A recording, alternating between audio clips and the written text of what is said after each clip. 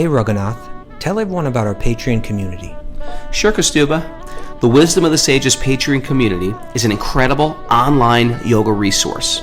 If you like the type of yoga wisdom and culture we share on the show, then our Patreon community is a great next step. This is a listener-supported podcast, and any level of sponsorship will unlock a wide range of live and archived classes, talks, and even workshops. Raghunath teaches, I teach, and we have a host of other excellent teachers on topics ranging from yoga philosophy, asana classes, storytelling, Ayurveda, kirtan, cooking, meditation, and a lot more. We even have an incredible online Bhakti 12-step recovery group. So if you want to check it out, go to patreon.com/wisdom of the sages. All right, let's get it on. Om Namo Bhagavate Vasudevaya. Om Namo Bhagavate Vasudevaya. Om Namo Bhagavate Vasudevaya.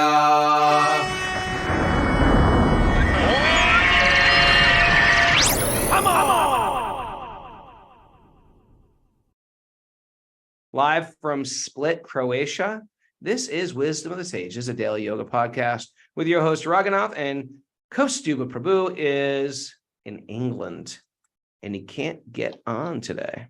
Can't get on. He's doing stuff. We love him. We miss him. But the show must go on. So we're doing the show today at a little later. So, and I know we've been jumping around with the times. Thanks for everybody for still holding in there with our Zoom crew. If you want to join us on Zoom, we're pretty regular for most of the time, but sometimes we screw up when we travel around. But you can email Mara at wisdomofthesages108@gmail.com. We came to Croatia before our Wisdom of the Sages Italy retreat. Me and Mara, and also two of our regular Zoomers, Chief Pags and Lori Pag. They're here too, poking around. And we came, and first of all, the country is beautiful, but also the devotees here are very beautiful too. I'm here on interview day. So if you're new to the podcast, once a week, we grab on some interesting people and we interview them and pick their brain a little, hear their story. We find it fun to get to know the community. And you might be thinking, wait, am I seeing double? Because we have Velcro up here on the screen today. And then right sitting next to me is Mathurananda. And these guys are identical twins. And they're not ordinary identical twins. They're both like 6.5 feet tall. So he's making. And we never abused that. We have never abused that. I totally didn't pass his driver's license test at all. That didn't happen. So yeah. By the way, you never know who's listening to this. You could go down real quick for taking somebody else's driver's test. Like we said, he did not.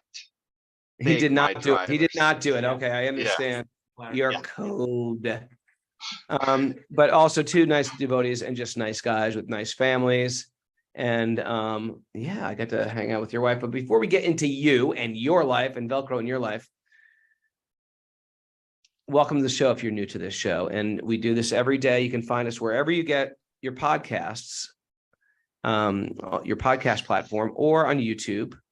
And remember, like, follow, comment, share. We think this is important stuff, and we think people more than ever need some spiritual life in their life.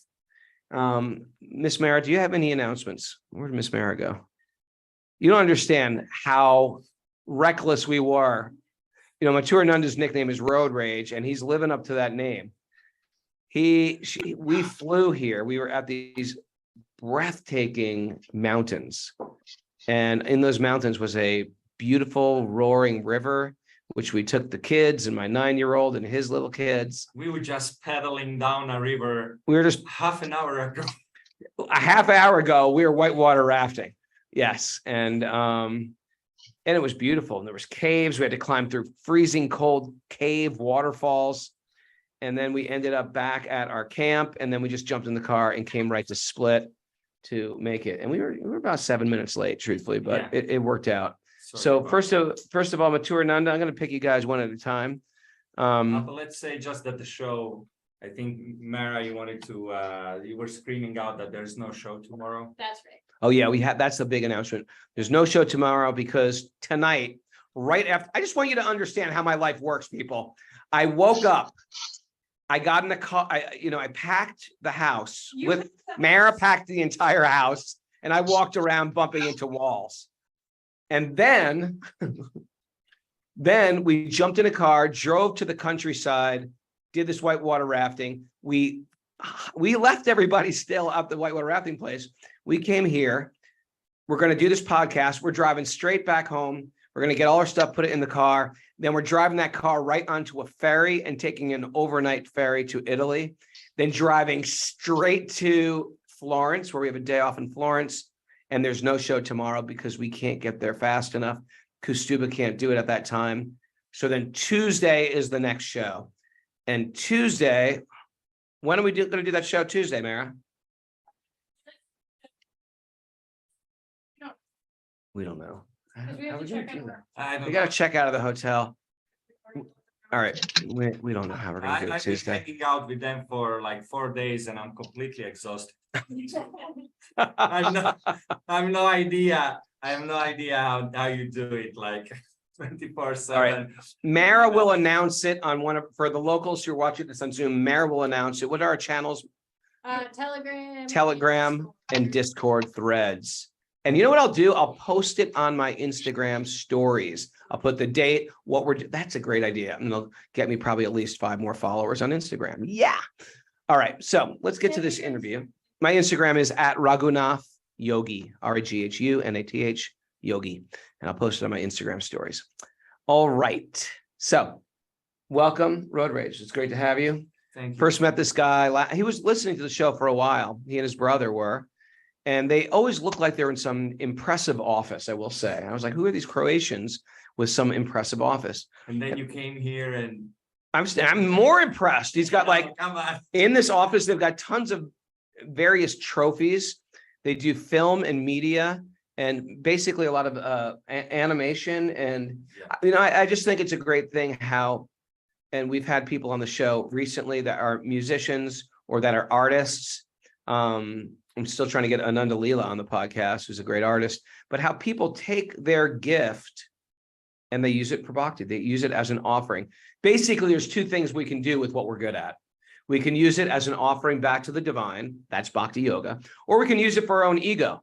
And I find people again and again, and this is interesting. I find people who are really excellent at some particular skill and they know it.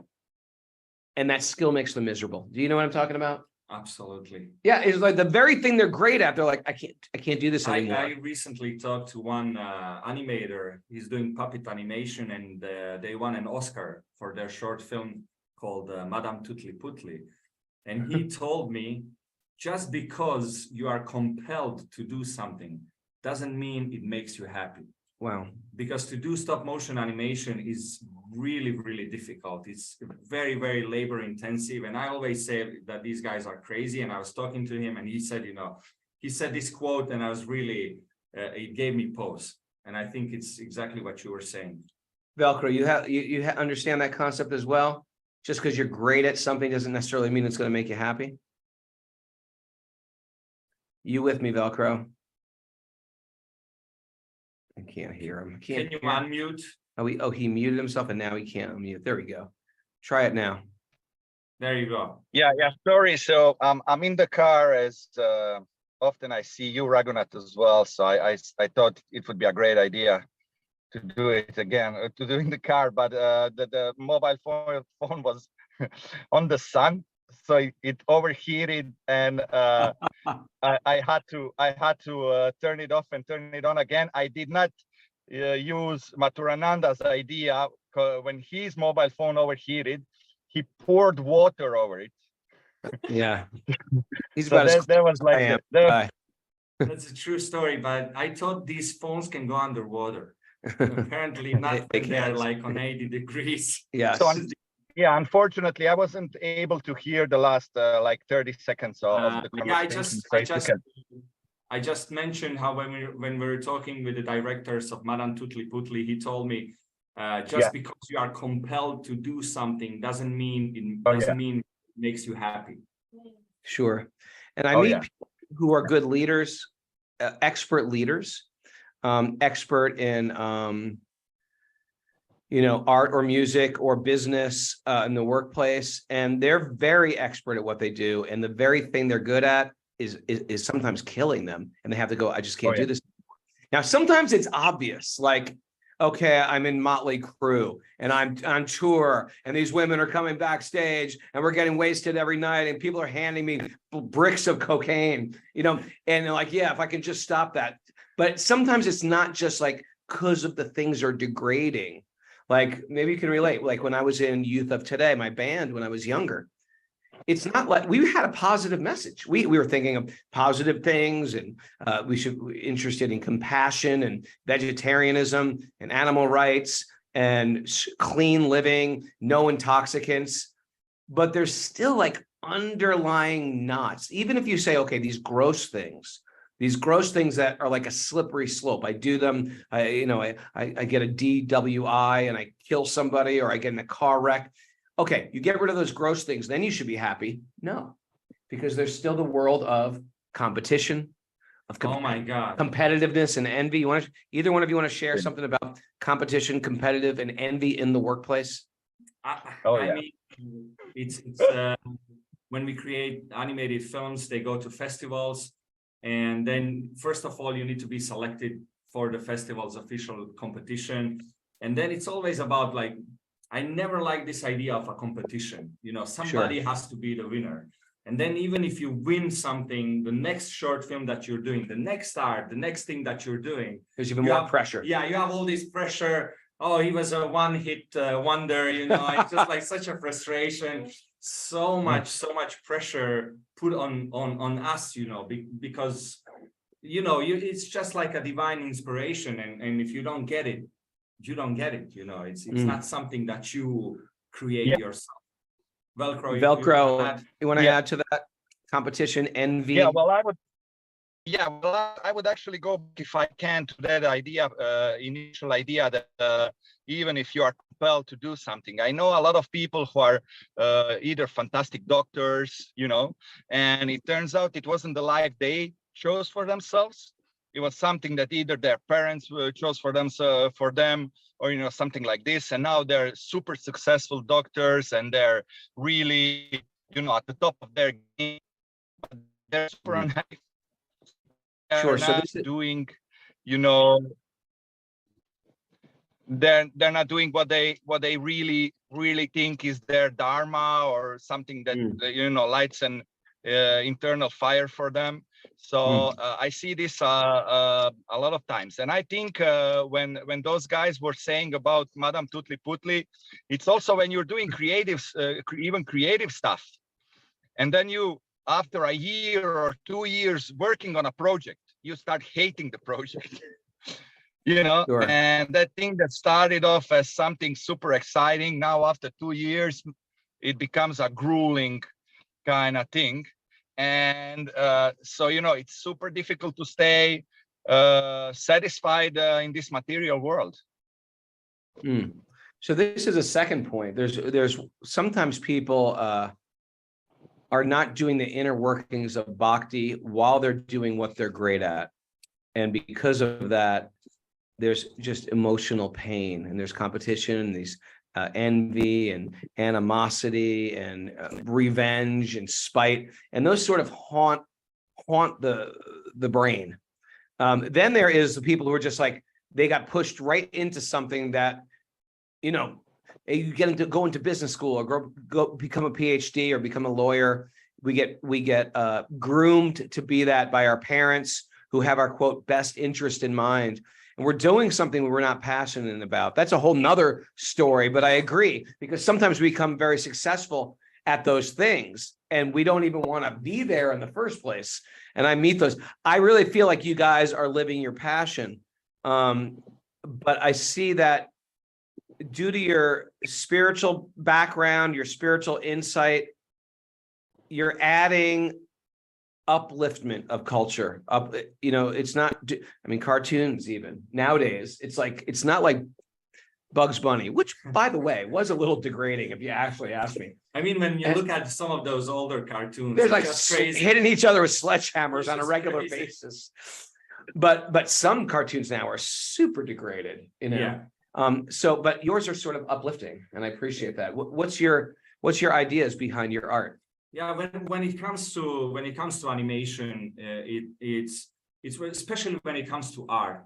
Art is meant to uplift society. That's the, that's how we perceive art. That's something that's the major. You are really there as an artist to question things.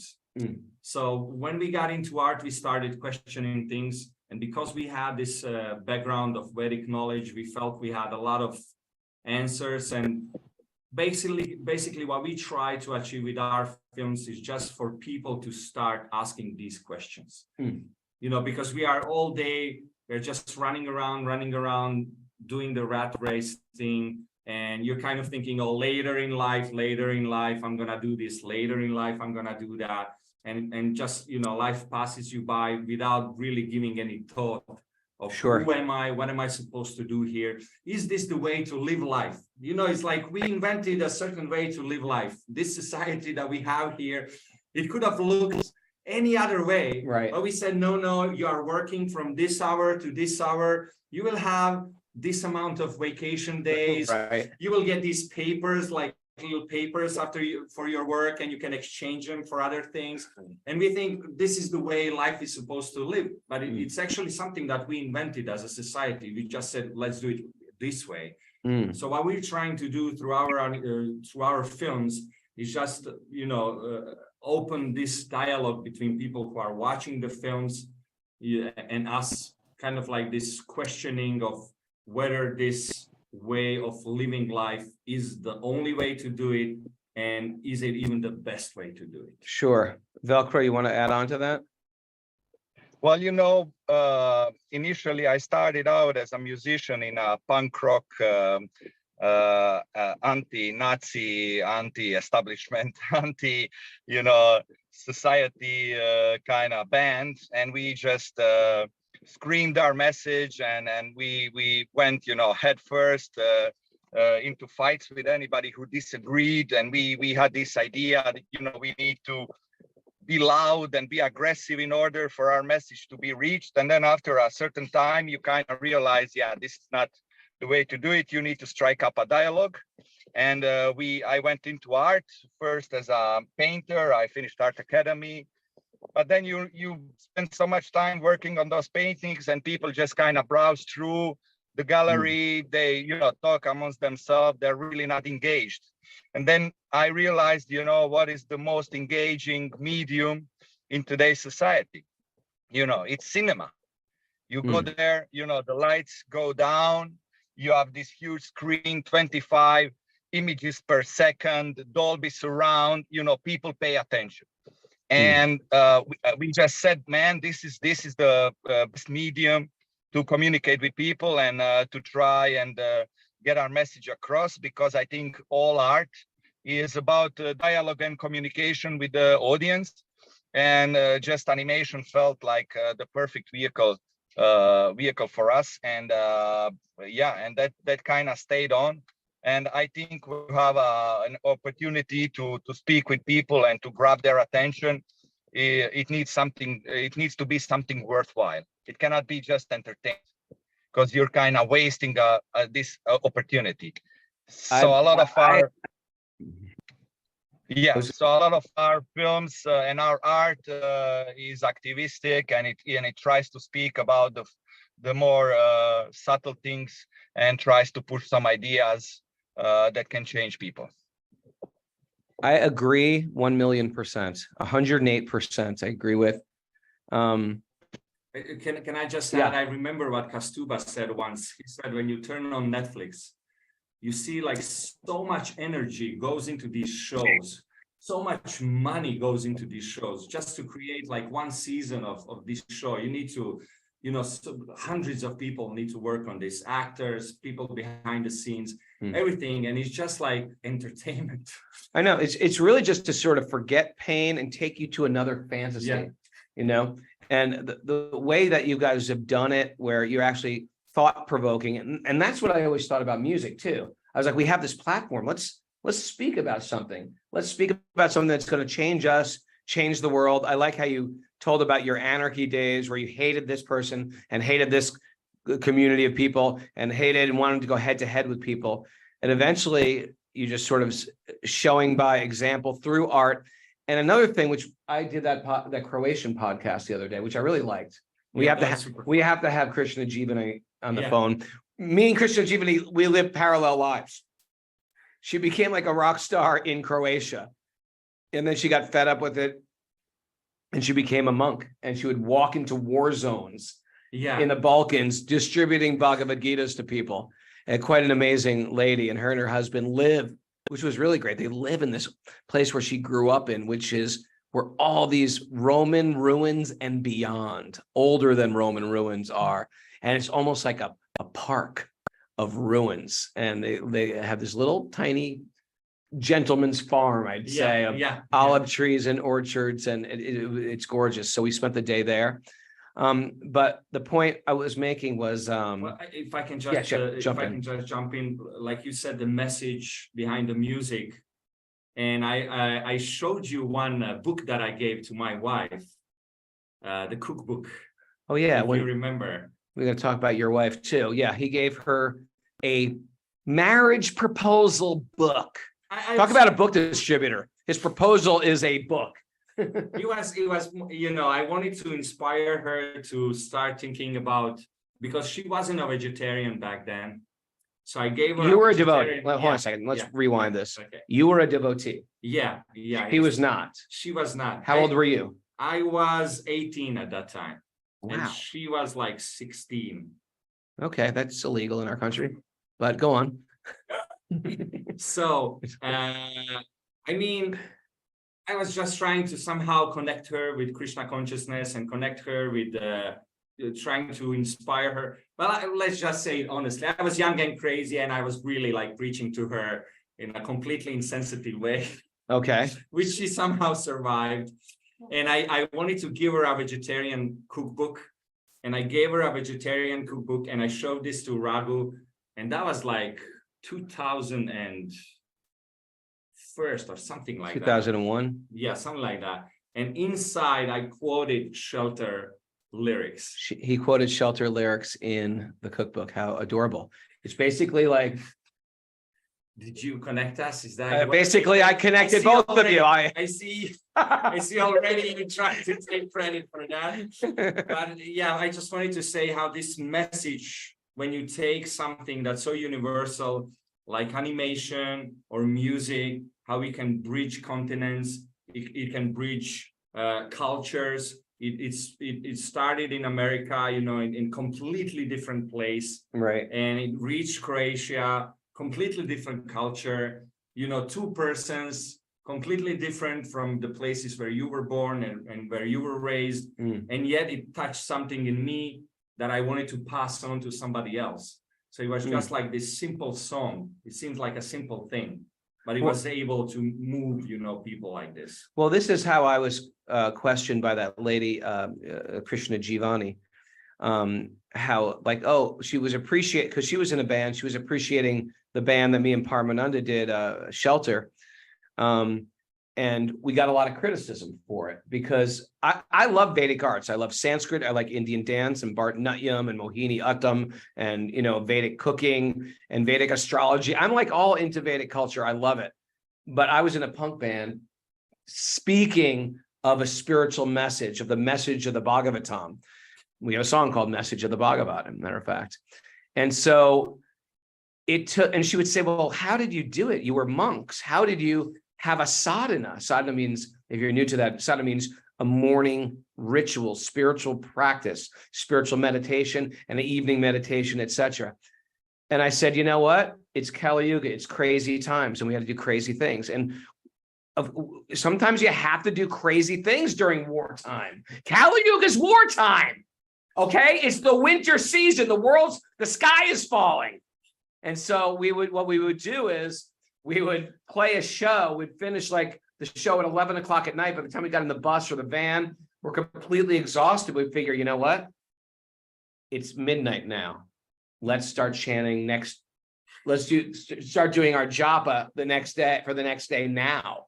And so we started doing our japa for 2 hours before we went to bed. We were all completely wiped out, completely exhausted, but we started doing our morning chanting before we fell asleep that night.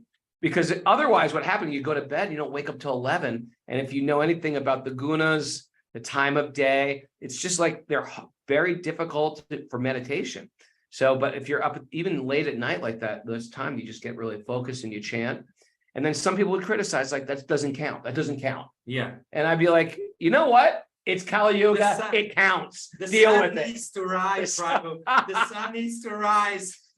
That's how I felt. And you know what? And because of it, and this is what I want to encourage people. If you have a way, well, you know what? I think there is other ways to spread Krishna consciousness that have never been done. Go for it. Do it. Run with it. Take it as yours. Do your art, do your music, do your cooking, do your animation, do cartoons, do whatever it is. Do it your way, and you know it's working. Some people say, well, I'm not sure if the Vedic acharyas would agree with this. Yeah, it didn't exist then. Of course they wouldn't agree with it. They don't even know what it is. But you ask your peers and your teachers, and you get their blessings. If you get your peers and your teachers' blessings, then it's worked. It's already worked, because we subsist. That spiritual vibration is coming through lineages of our teachers. Yeah. And so as soon as I had like 3 of the people that I really respect say, go for this, go directly ahead, I felt safe and protected by all the previous gurus. You were controversial. I was controversial. I can tell you that. You were controversial. Tell me. But I really like this point when you look at the harmonium. Sure. Harmonium was invented by some French guy. Right. So I was shocked when I first heard this. I was like, what? India culturally appropriated that from the French. That was some French guy, but it's like now it's a Vedic instrument, But if you come with a bass, in a kirtan, that's like, completely, what is this? What's happening now? They'll shame you. You get kirtan shamed. Yeah, totally. Yeah. So what you're doing now is not anything that people can criticize. This is stupid. The previous masters would never agree. I disagree. I think that what you're doing is excellent. You're taking everything that you're good at and you're engaging it in a spiritual way to uplift the masses. And, there was this statement that I like to say this because I think it's important. When the printing, you got to think, just a short time ago, there were no printing presses. So if you wanted to hear the Bhagavad Gita, you would find a guru, you'd sit with the guru, and the guru would have a bunch of leaves, and they were scribed in the leaves. And every people would come together, and all these stories were written down, or the other sacred literature were all written in leaves, and they would read to you from these leaves. And then Prabhupada's guru coined this phrase, yes, with this, when you have a little kirtan like that, you have about 10 people, 20 people, 50 people, you have that mridanga. But when they built that printing press, now you have a brihat mridanga. Now you have a massive mridanga that can reach thousands of people. And that's why his guru pushed him. Now you got to start printing books, because previously they were limited to a few leaves and a few students. Now we can take this in a massive way and revolutionize not just our community, the entire world. Well, guess what? It is time for the brihat mridanga. And that is animation. That is social media. That's why we say share this stuff. Because in 1 second, if I'm looking at Greg DeGasu, Linda, Eileen Shovel, and the Mercy, all they have to do is say, I like this show. I'm going to forward this to a friend. Yeah. And that one friend could forward it to a friend, and you take a clip of it. There's Steve Haribol, who listens to the show. He makes little clips and he just sends them to people, and they go, like, sometimes they'll get 1,000, 10,000, 5, but you get thousands of views. It's thousands of mridangas. Mridangas are the Indian drum you use for kirtan, playing loudly and inspiring and lifting people. And let's face it, how many people are like, I want a deeply philosophical book today? Most people are like, I want to go to the bathroom and scroll through my phone, right? Well, And that's it. we've become so dumb, or I've revealed too much about my life. That's why we make short animated films. He never makes the long animated films, right? We can't make a. That's it. If it's not bathroom length, I think that's like the new format is the bathroom length. Bathroom length. Although I just That's it. We're finished. Mara is always like, Raghu, get out of the bathroom. Get out of the bathroom. Yeah, even my 9-year-old. So my point is, if this is how people are communicating, they're not like, hey, let's go find a guru and listen to philosophy tonight. That's not happening. So although I appreciate these arts, these dancing, the dramas, I appreciate them. And I think they do a lot. To be in a Krishna conscious drama is like you get to enter into the personality of how does Sita feel? How does Hanuman feel? How does what's going through Ravana's heads at that time, right? Right. Right. That's a good point. You know, it's you have so more interesting. heads, man. You got 10 heads, right? But now, if this isn't the way they communicate, why not reach the people where they're at? So I think it's Raghu great. wants us to do a Raghunath animation. I want to do. You should do a Raghunath, Mara, and Kaustubha Wisdom of the Sages 1-minute animation, like sort of like South Park. And I think you can voice all the characters. You can voice Kaustubha, and you can voice Mara as well. I think that would be excellent. I told Raghu if he ever wants to find another profession, he should do a voiceover. He should be a voiceover actor for Pixar, movies. Thank you. I think he would be. If my podcast career falls through, that's where I'm going, right to Pixar. Velcro, what have you done that you feel like is inspirational, and what's it about? And can you relate it to? Tell us. Is he still with us? Velcro. Oh, he's muted. You can hear me, right? Now you go. Yeah. Did you hear my question? Yeah. I heard your question. For me, I've been, when I first came to the Hare Krishna movement, it's a pretty rough landing, coming into that temple, or and you're just like completely bewildered by what's happening in front of you. And I always thought that kind of bridge programs, bridge preaching, and just trying to elevate people's consciousness to remove them from just, eating and procreating and, sense gratification, just to try and think about some things which are a bit more subtle and which, kind of open the door into some questions about who you are, what's reality, and what's our purpose, and what are our needs? Is something my need, or has somebody told me this is your need? You need this new thing. You need this, and then you think, all right, everybody's saying I need it, therefore I must want it. So my idea was try and get people asking, what are my true original needs? And throughout the films that we've done, the first film we've done was called She Who Measures, which that's the one we were talking about in the car today. Yeah. She Who Measures. You can, for everybody who's listening, you can see our short films online. And Miss Mara, maybe you can put in the, I'll give you the links. Yeah, so the show notes, and you can really watch some of these films. Yeah, please continue, man.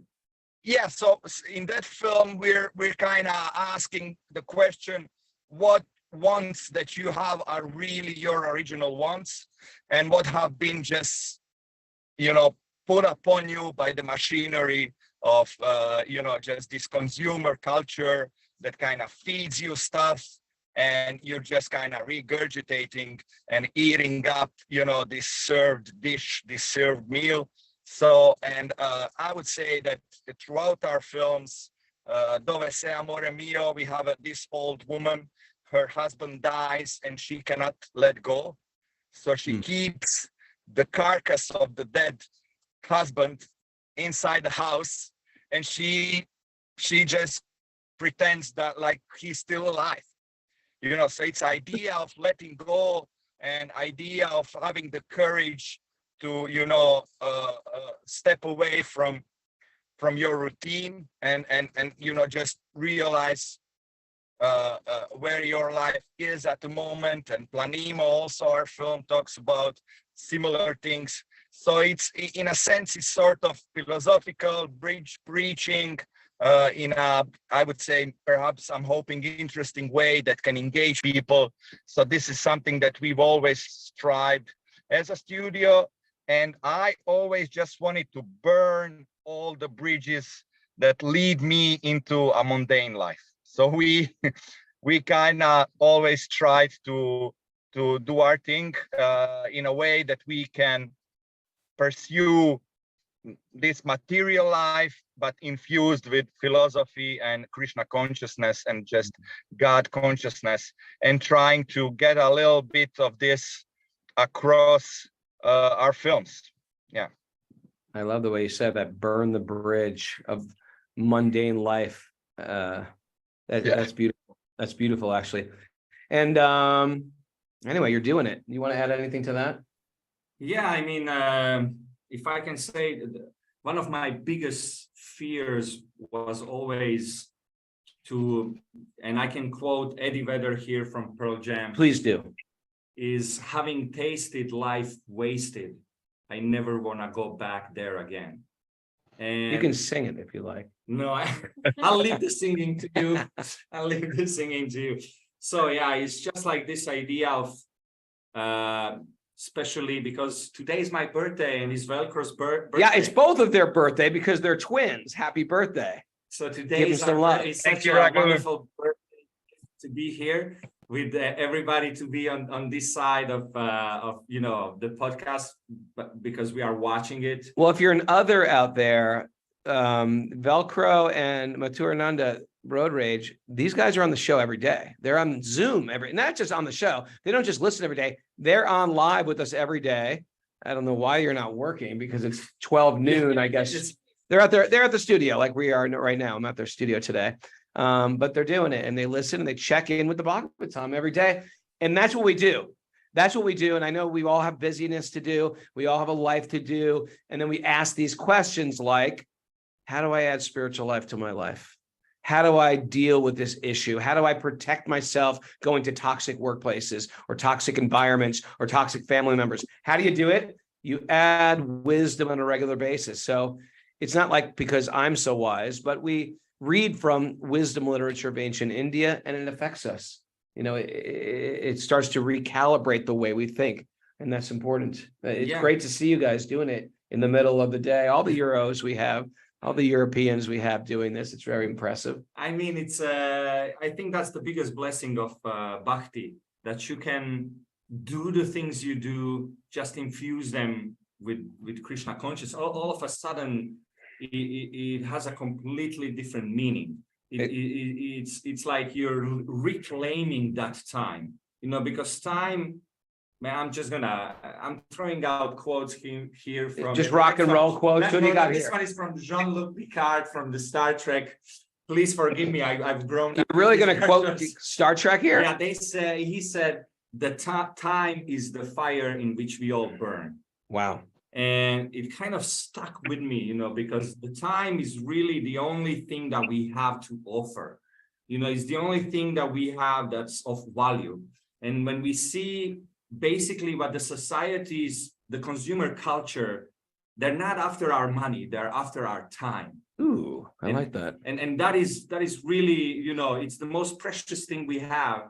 And so I'm always wondering, how can I use this time? Sachinandana Swami always says, you should ask yourself, what am I doing for eternity? Oh, because we do all of these kind of, things. for the short term. For the short term. What are you doing for eternity? And that's really such a heavy, type of loaded question. So am I supposed to just give up on everything, go to the forest to feel like I'm not wasting my time? So this question was really burning in me, not to waste my time and to waste my life. And then when you find out in Bhakti teaching that really all you need to do is infuse whatever you're doing with the message of God, with the message of Bhagavan, and all of a sudden it has this whole new value. And that is what really blew my mind, and that's what we're trying to do here. Because I mean, we just love storytelling, we love animation, and I could just spend my life doing a bunch of meaningless films. And yeah, sure, you can win some awards, and when I'm laying in my bed, on my deathbed, and I'm thinking, yeah, sure, I won some, but nobody cares. Everybody's gonna forget about that, and it's really almost like a depressing thought to me. But then you have this thing that you put, okay, let's see how we can uplift our consciousness and uplift other people's consciousness, and all of a sudden it becomes so valuable. Just like the shelter, it's just music, but when you put Krishna in it, it changes people's lives. I love this concept of how can I connect to eternity? And when we start to think like that, then everything we do connects to that. Like I could be raising a family, not thinking of it like that, or I could be raising a family like how to connect with eternity, raising this family. And it spreads generationally. In the same sense, we were canoeing down this river today, or whitewater rafting down this river, and every fifth tree, Mara has been very impressed with my botany on this trip. I mean, I was also. You're very impressed with my botany? I thought you were just, like adding things. Part-time botanist. Almost like a full-time botanist.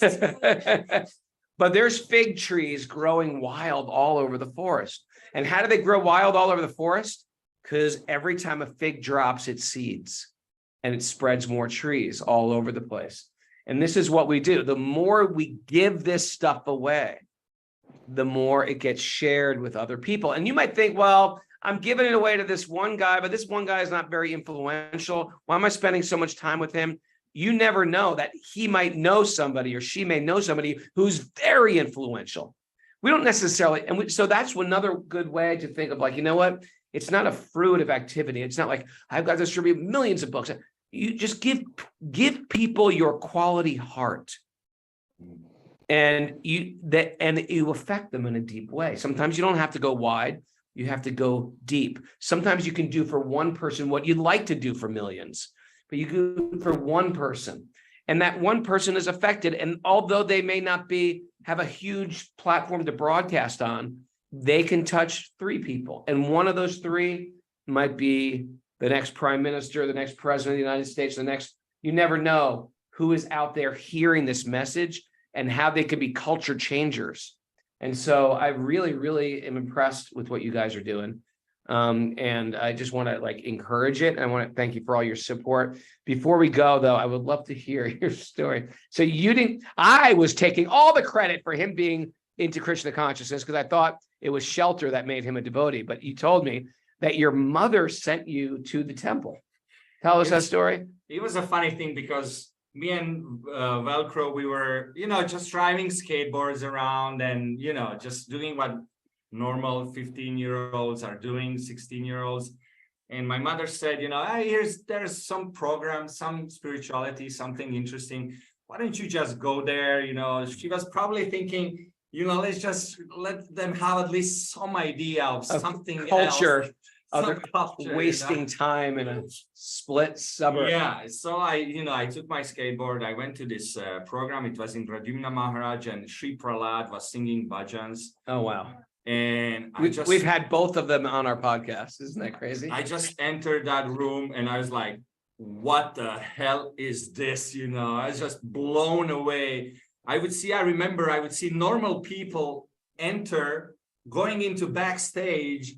And these beings, dressed in dhotis and saris, were exiting. And I was just like, man, I want to, be a part of that transformation. And the bhajans, the kirtan, the smell of prasadam, papadams, I thought these were just like huge potatoes. I was like, do they have like huge potatoes in India? How do you get like these big chips? What's happening? What kind because a papadam is like a lentil cracker. So he thought they were giant potato chips. I was like, is anything normal in this place? I just thought everything was magical. And I It was is blown away. magical. It is magical. I just wanted to be a part of this culture. I wanted to be a part of this, everybody was dancing and singing, and it was so magical. Because you're so good-hearted, you were just like open, you were open and so pious that when you see people in their bliss and in their joy, you think, how nice is this? If you're coming from another background of impiety and cynicism like I was, if I was to go in there, I'd be like, who are these crazies? This is nuts. But you came there with such a beautiful open heart that it was just magic to you. And both of you guys sort of got into it. Yeah, that's when I have a slightly different vantage point to this. Okay, let's hear Velcro. To this magical transformation of love that happened with Mathurananda. From my vantage point, I did not go to You the didn't go. to the program. So Mathurananda comes home after a few weeks. After the program, he says to our mom, listen, you're not my mom anyway. You're just some spirit soul. And I don't care even if you die or not, because you're, You're eternal. we're just two leaves, bumping into each other in this river of eternity. So, Haribo, How did everybody. you go over with the Croatian mother? That was Our like, she's it a did not saint. go well. It did not go well. I think he lacked the maturity of trying to preach to our parents. Got too much shelter, and I was just like, we need a revolution, and there's really no time to waste. And the funny thing also, because he took to bhakti much quicker than I did, and then the devotees would see me because we're identical twins, and then they would think, oh, Mathurananda fell, he's back in his old ways, And then the next day they meet him, oh, he's back, and then it was a pretty confusing time. Not shaved head. Shaved head. What's happening?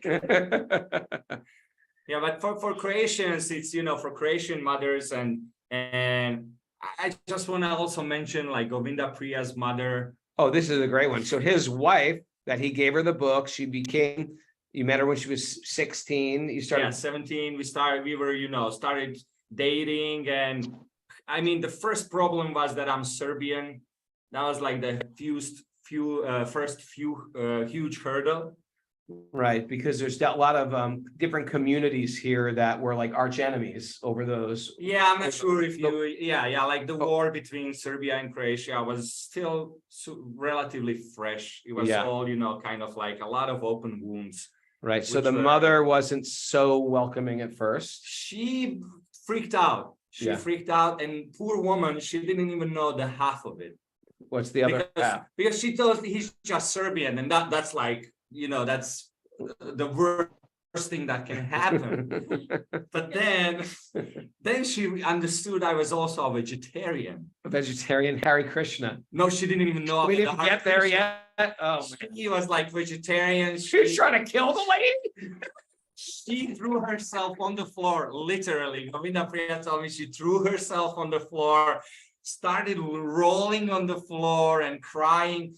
I mean, now having kids myself, I really sympathize with the woman, because, it was like breaking her heart that her daughter was, dating this Serbian vegetarian. And then she met me and she saw my Sika. And she liked it? Because I had a he was shaved. And I had like this. Not only is he a Serbian vegetarian, Hare Krishna, he's got no hair and he's got a ponytail. And she said to Govinda Priya, she said, that's not a normal hairstyle. You're not telling me everything. Oh, she didn't know you're Hare Krishna. She didn't know. She thought I was like, just like a normal Catholic boy who was a vegetarian. And I mean, that was like devastating to her, but she had no idea. And Govinda Priya, she told me, I just pictured Lord Nrsingadev behind me. Just towering as she was gathering courage to tell her mother that, in fact, he was he was not only vegetarian, but I was also a Hare Krishna surprise devotee. And you know, that's when she took it to the next level and started taking her to priests to really? exorcise the devil, you know, really? and started talking. I mean, I'm sure a lot of people who are listening, maybe not a lot, but some had the experience, but you know, Of exorcism? Nah, not everybody.